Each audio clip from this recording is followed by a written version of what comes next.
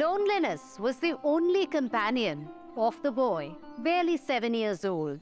In the palatial house of Thakur Poribar, he spent the idle afternoons wandering lonely as a cloud from one end of the mansion to another. In his imagination, he became the prince of a fanciful castle, all decked up in a shimmering attire and holding high his sparkling sword. In his reverie, he met his princess, with whom he would soar high into the blue firmament, riding far and far away on his imaginary creature named Pokhiraj. These childhood memories of Rabindranath Tagore and his world of fantasy find exquisite expression in Chelebela. A significant presence in the memoir is that of Kadambari, an 8-year-old girl who entered the Thakur household as a bride. This innocent small child is none other than the young bride of Rabindranath Tagore's elder brother, Jyotirindranath. As she was just 1 year older than her brother-in-law, Rabindranath, the duo became playmates and companions. Rabindranath's solitude soon faded away, and the euphoria resonated through the lines, "Tumi nobo nobo rupe shuprane." She acted as a source of enlightenment not only to young Ruby, but to other contemporary cultural persona. Before her marriage, there were questions about her eligibility to be Jyotirindranath's wife, a daughter-in-law of the famous Tagore family. But within a matter of years, Kadambari wrested all doubts, proving her mettle with her exceptional skill and talent.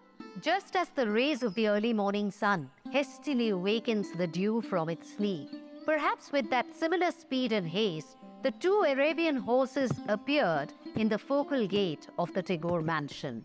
As the 2 horses sped up towards the Maidan, Kadambari Devi was spotted riding on one of the horses with enough poise and vitality, which sufficiently acted as a striking response to many of the interrogations associated with her competence. Perhaps she was the first Bengali woman to have exhibited such daring skill in that era.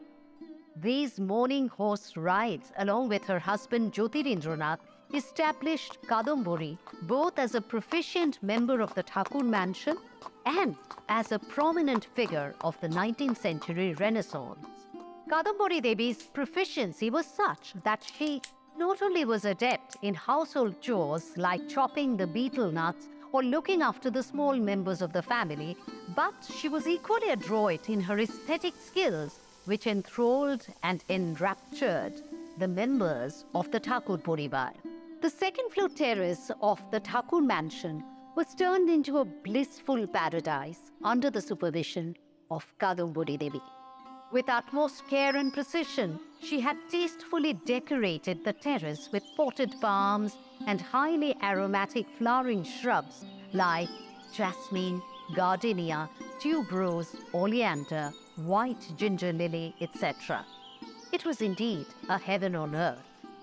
Jyotirindranath would play the violin, while Rabindranath would sing in his treble voice. As the sun descended into the horizon, the rejuvenating and invigorating musical notes seemed to create romantic shades of pink and purple across the sky, and the glitter of the stars seemed to harmonize with the milieu of the rooftop paradise. Even now, after eons, the Bengali romantic, thinking of that idyllic world, would say from his heart, "Shorgo jodi kothao thake, she ekhanei, she ekhanei, she ekhanei."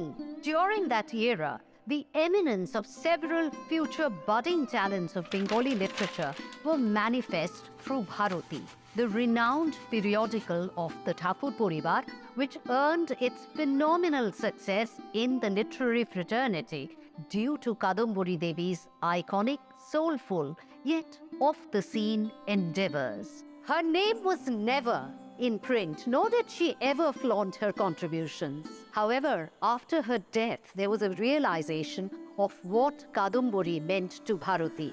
She was proficient in music and acting, which brought a gust of fresh air in the Thakur mansion. One remembers Sharad Kumari Devi's assessment of her. Kadambari যেন ছিলেন ফুলের তোড়ার বাঁধন স্বরূপ। In spite of her many engagements, Kadambari's prime focus was to hone the literary prowess of her 1 year younger brother-in-law so that it could reach its full potential.